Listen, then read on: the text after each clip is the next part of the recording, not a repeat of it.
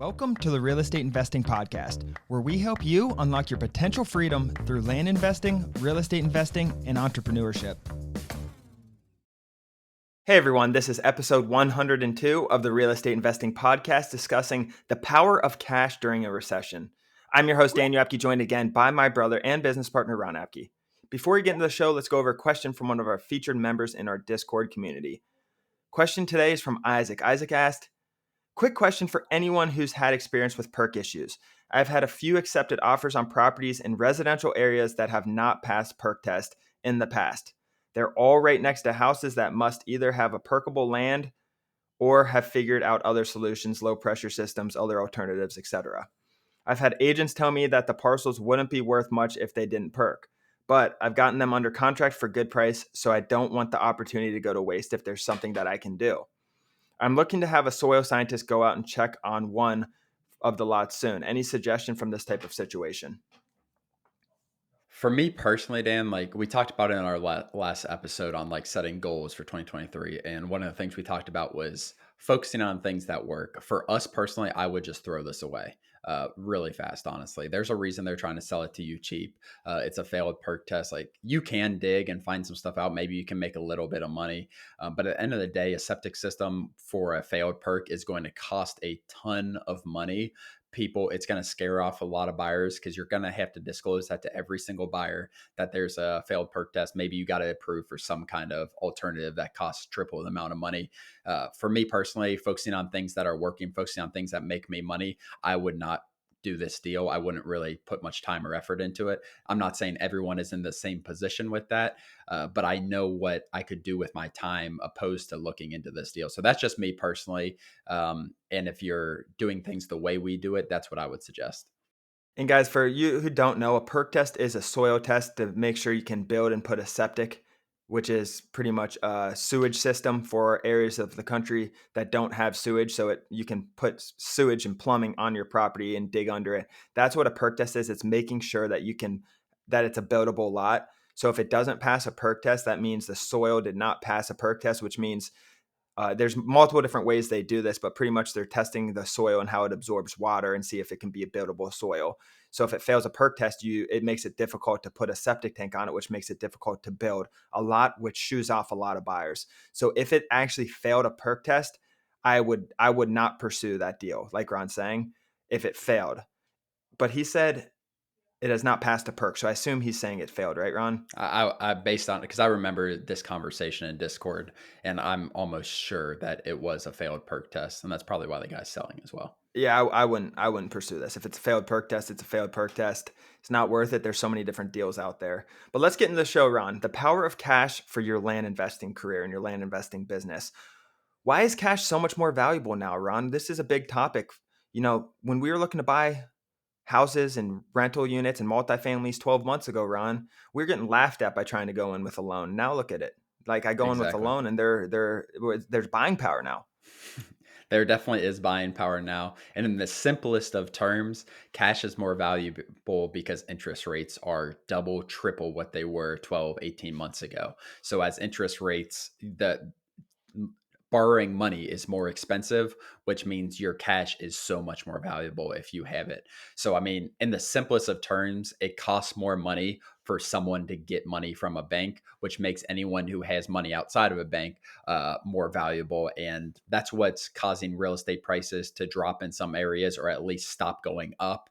And that's giving buyers a lot more power opposed to 12 months ago where sellers had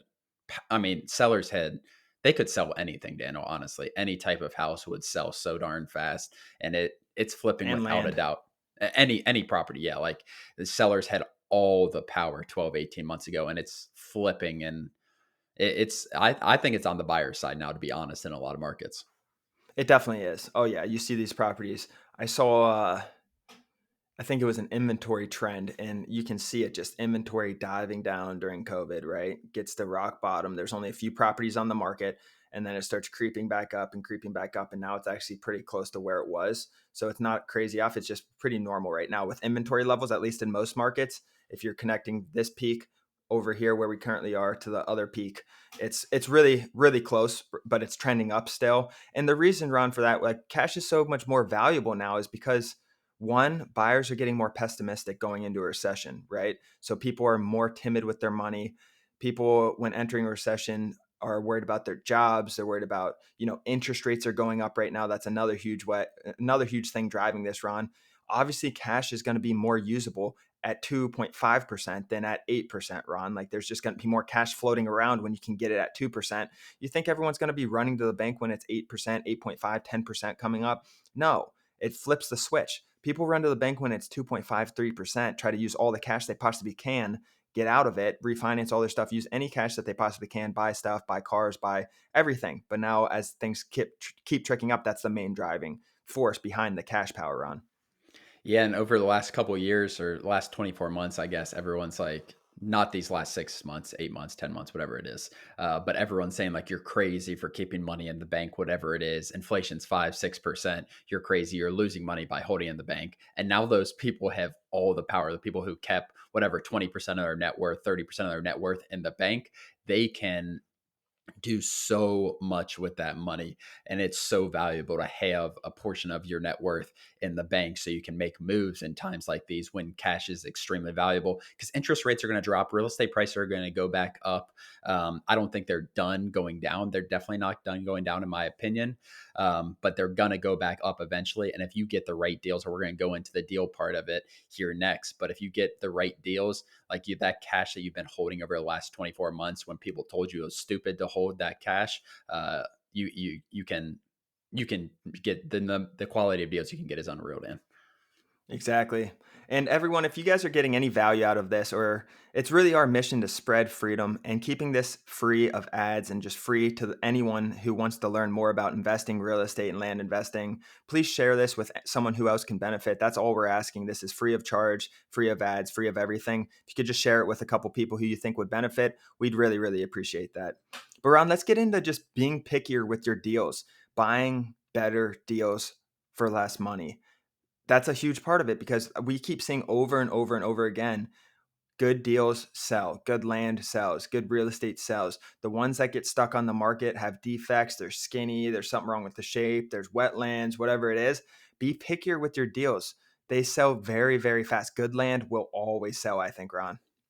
Yeah, I think without a doubt, like focus on good quality properties, whether it's land, whatever it is. Focus on getting good quality real estate, whether you're flipping it or holding it long term. You really want good, sound real estate.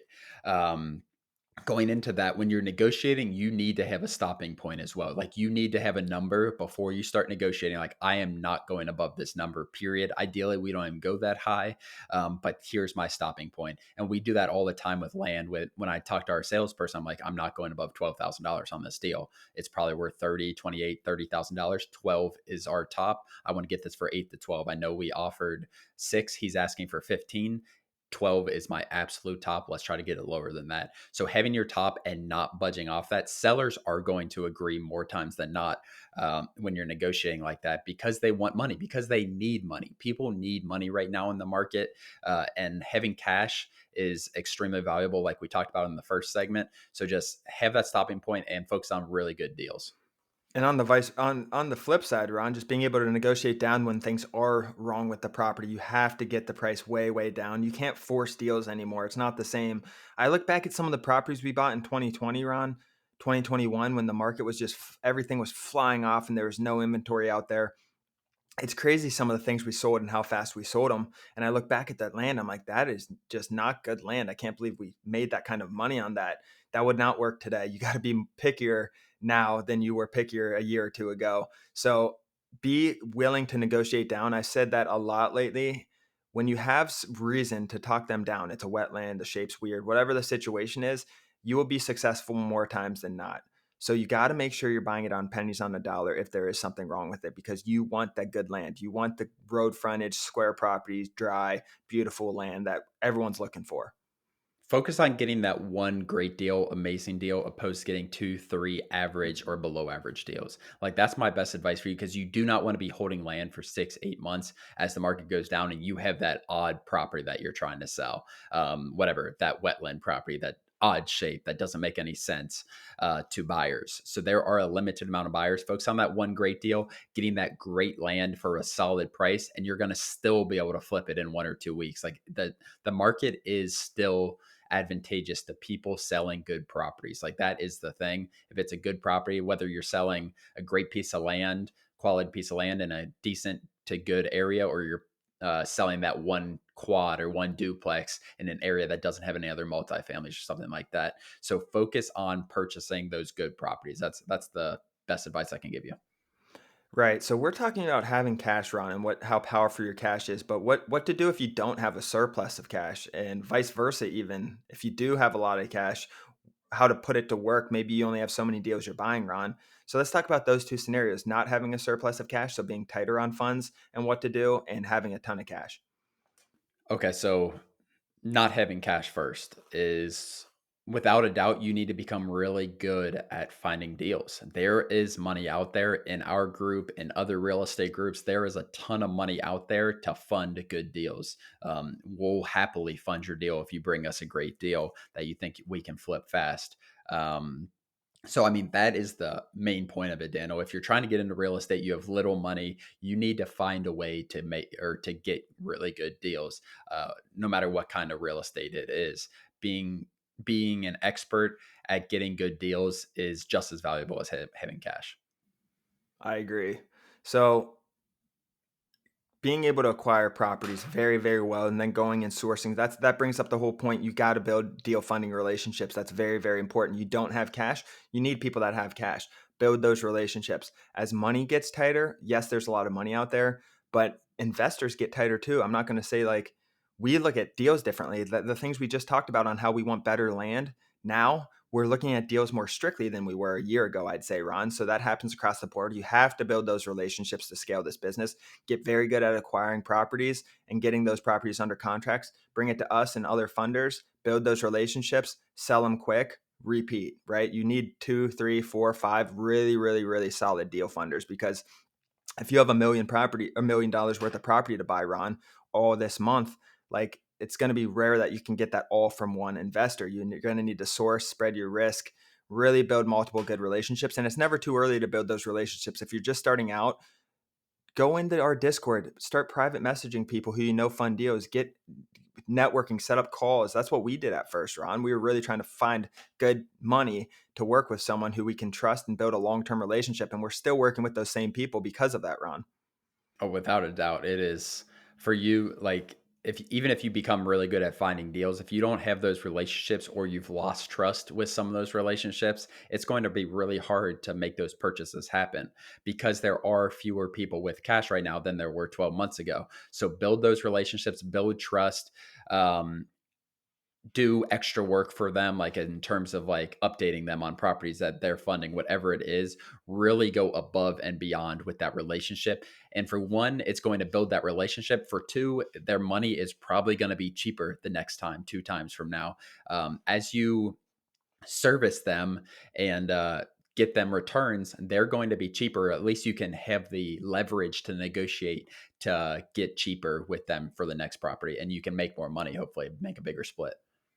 Exactly. Yeah, it works in both ways, because for the investor, they see it, Ron. Oh, they've done 5 deals with me. They gave me 120% or 120% profit, which the risk is much lower for the investor on the investor side of things. So in return, they're able to give you cheaper money. They trust you. You've done deals with them. You are very responsive. Oh, you were great to work with. Of course, I'll give you 10%, 20% lower now that we've worked together multiple times. It works in both ways, and that's where the value is. It has to be a win-win solution, Ron. Let's talk about people if they do have a lot of cash flow. Someone has $500,000. They only have one property they're buying. So they have $450,000 excess funds. Where do they put them? Where do they start? I know we have some people in here, Ron, that are now joining our Discord and program looking to put their money to work.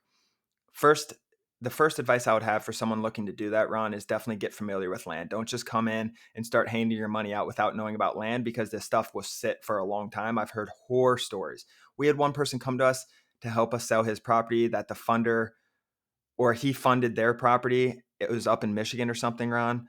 and they just dipped out and said, here, you can have all the profit, and gave him the deal. And he didn't know what to do. He had no idea how to list it. Yeah. You remember the situation. He had no idea how to list it, what to do. I felt bad for him, but he got himself in there himself. He didn't know much about land. He didn't know what to do next. I think he still made a good buck or two with some guidance, Ron, but you don't want to be in those situations. And this is when the market was as good as it's ever been. This was 12, 18 months ago or something like that. So the guy literally just said, like, yeah, basically, sorry, this was a bad deal, and just handed the guy all the profits, or handed him the deal. And he'll probably end up losing money or barely breaking even, something like that. So like Daniel said, that education portion for you people, for you guys out there who have a lot of money, $300,000-$400,000 to invest in, and you see the great returns in land, first educate yourself so you can actually underwrite a land deal properly, and then actually start building those relationships. You need to build relationships, like we said, for the people finding deals. Build relationships with investors. It's just important for you investors to find relationships with people who are really good at finding deals. So if you have that combination, like, you're going to make a lot of money if you're educated and you have those relationships with people. You guys are going to make a lot of money together. But that's the best advice I can give you guys is, and the returns are so good. I just had a consultation with someone, just question like that. Everyone says, like, where can I put my money? Like, you got to educate yourself first. Like, I know it's the most difficult part, but you want to be able to evaluate these deals, even if you don't know too much. Like, bring it to our Wednesday calls, do our education, bring it to our Wednesday calls, so we can actually look at the deals and kind of give you some kind of insight in what we're seeing. Because I mean, we say no to probably 60 to 75% of the deals people bring to us, Daniel, and ask for funding. And we're not hard on it. Like, we're pretty lenient, I feel like, overall, in investing in people's deals. I mean, yeah, people will try to take advantage of funders because the risk is on the funder, and that being the case, like, the risk is all on you, the investor. So you have to be very, very careful because there's literally no risk besides burning a relationship for the person who's bringing you to the deal. And maybe they might be newer too, and they might not know better. They might think it's a good deal. They might be looking at different things. Just really, really focus on educating yourself. I don't have anything else to add, Ron. Do you have any last comments? No, I really like that. I mean, there's ways to make money in a recession on both sides, whether you're a funder or you're someone without money right now. So hopefully you guys take this advice and can go make a ton of money during this recession, because there's so many opportunities out there. I agree. Well, as always, guys, thanks for joining. If you guys have already not, please leave us a review on Apple Podcast. It really helps our business grow and spread our mission. We really, really appreciate it. Thanks for joining, and we'll see you guys next episode. Thanks, guys.